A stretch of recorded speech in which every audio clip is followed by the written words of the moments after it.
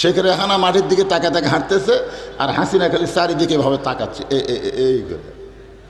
ওই সময় হাসিনা একটা মনে মনে গান গেছিল, কতজনকে কত কি দিলাম, যাবার কালে এক সামসারও দেখা না পাইলাম। তালা দুটো বলতেছিল আমার নামাইকে। আল্লাহ সামান্য একটা লড়ন দিছে, ওই এত ফোর্সে নামছে, কেউ নাম্বারও কওয়া লাগেনি। ধরে কোন কথা ঠিক কিনা?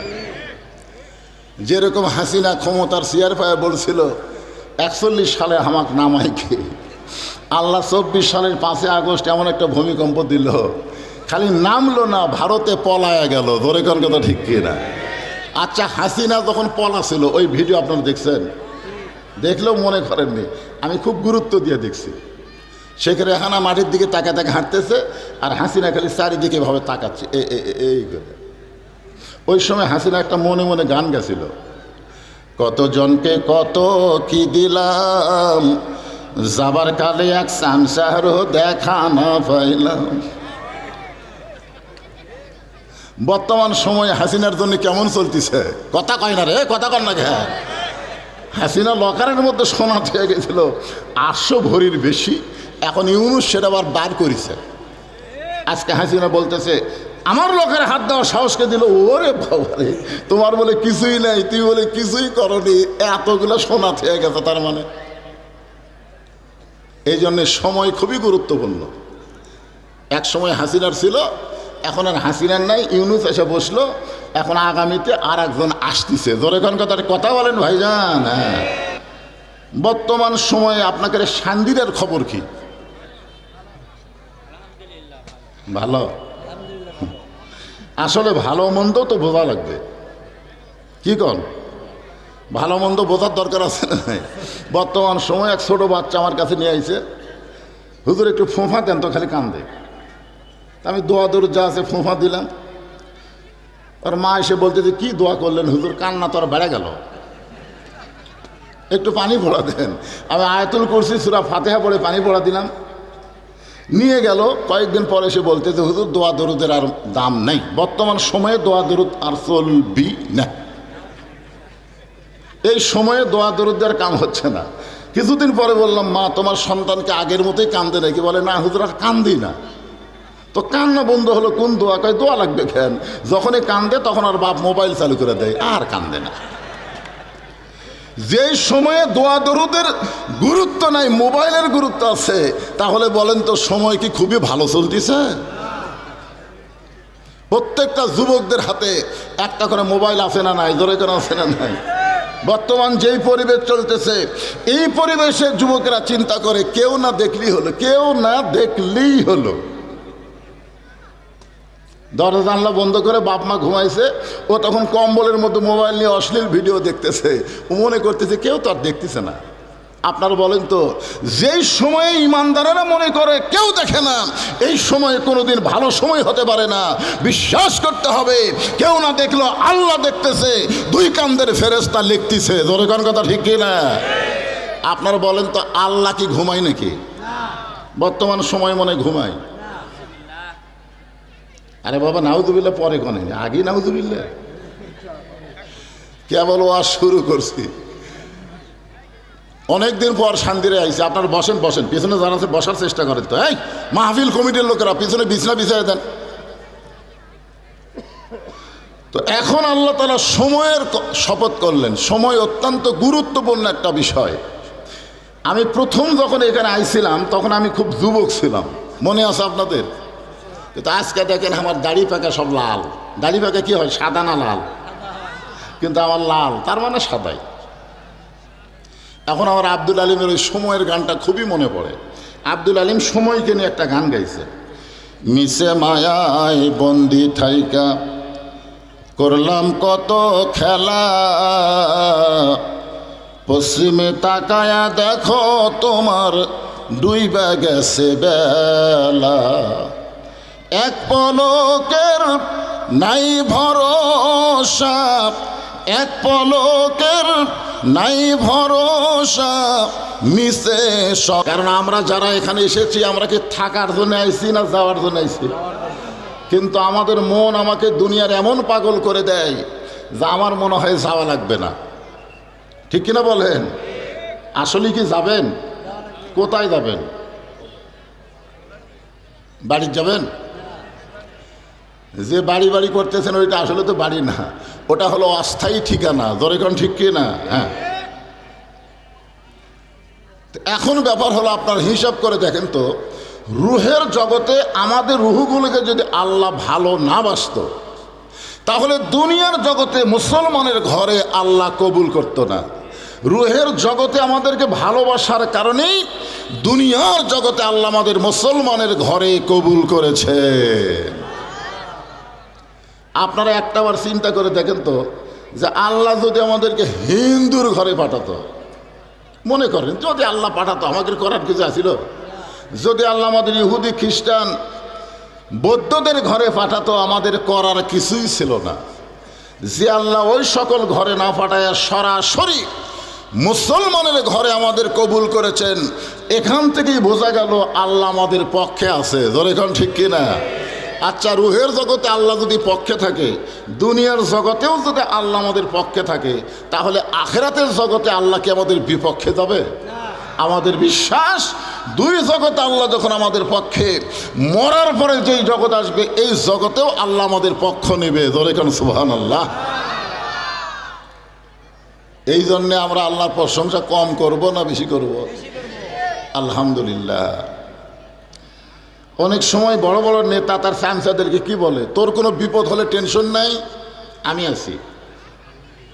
আপনার বলেন তো, এই নেতা বিপদগুলো রক্ষা করবে আখিরাতে না দুনিয়ায়? কথা কয় না।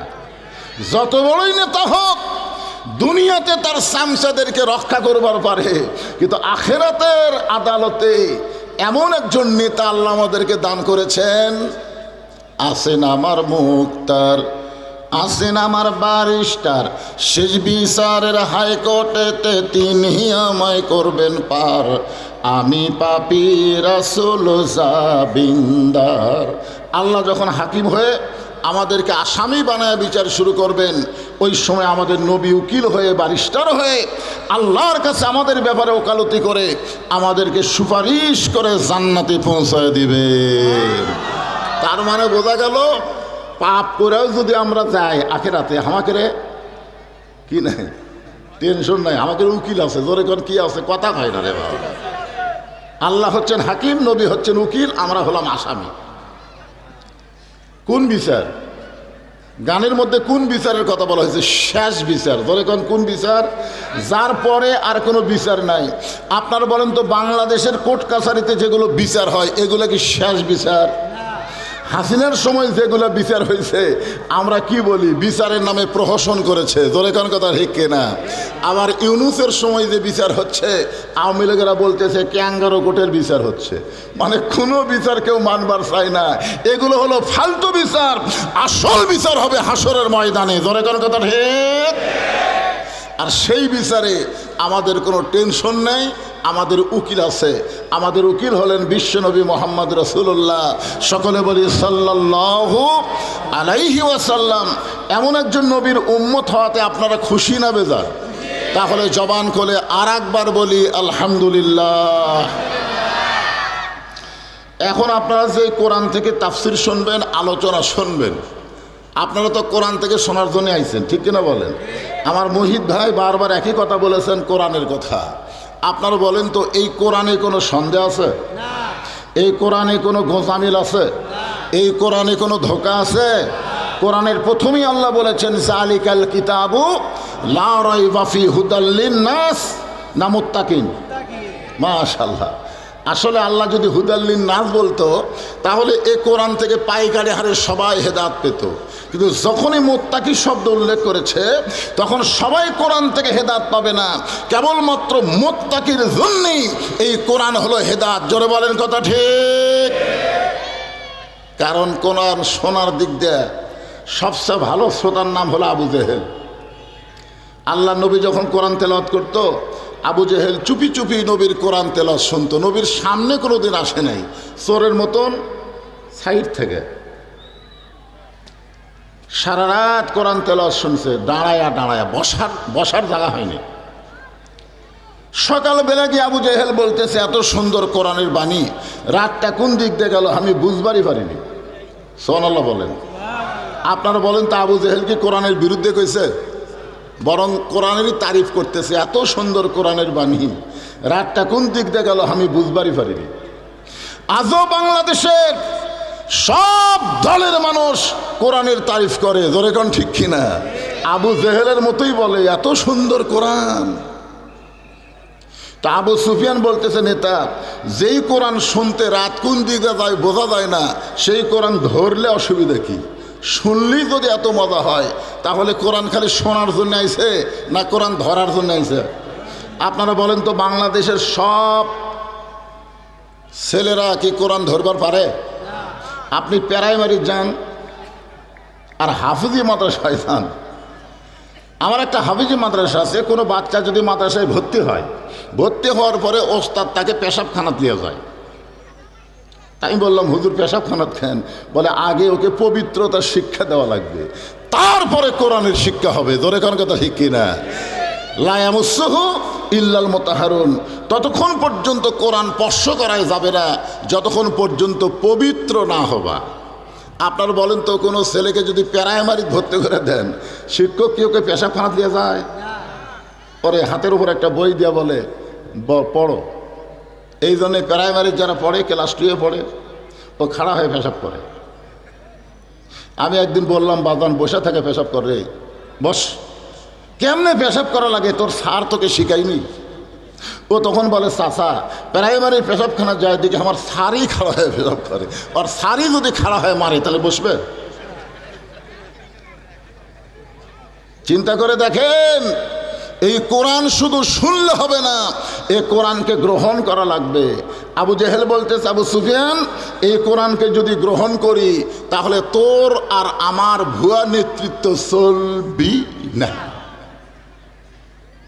আজকে বাংলাদেশে যারা ভুয়া নেতৃত্ব দিবার চায়, তারাই শুধু কোরআনকে মাইনাস করতে চায়। জোরে কর কথা ঠিক কি না? কোরআনের হক কথা তাদের কলিজার মধ্যে কম্পন ধরে। আজকে শুনুন, এই কোরআন পাইকার হারে সবাইকে হেদায়েত দিবে না। আল্লাহ বলেছেন মুত্তাকি যারা হবে কোরআন থেকে তারাই কেবলমাত্র হেদায়েত পাবে। এই কোরআনের মধ্যে কোনো সন্দেহ, ধোঁকা, গোজামিল। বর্তমানে যে সংবিধান দিয়ে আমাদের বাংলাদেশ চলতেছে, আপনারা বলেন তো, এই সংবিধানের মধ্যে সন্দেহ আছে না নাই? ধোঁকা আছে না নাই? গোজামিল আছে না নাই? তাহলে 90% মুসলমানের বাংলাদেশে মানুষের তৈরি সংবিধান অনুযায়ী চলবেন, আর আল্লাহর সংবিধানের খালি ওয়াজ শুনবেন। আল্লাহর কোরআনের খালি ওয়াজ শুনবেন আর মানুষের তৈরি করা সংবিধান অনুযায়ী চলবেন, আর মুসলমান হয়ে মরবেন। এত সহজ না। আল্লাহ বলেছেন লা তামুতুন্না ইল্লা ওয়া আনতুম মুসলিমুন, মুসলমান না হয়ে তোমরা কেউ মৃত্যুবরণ করো না।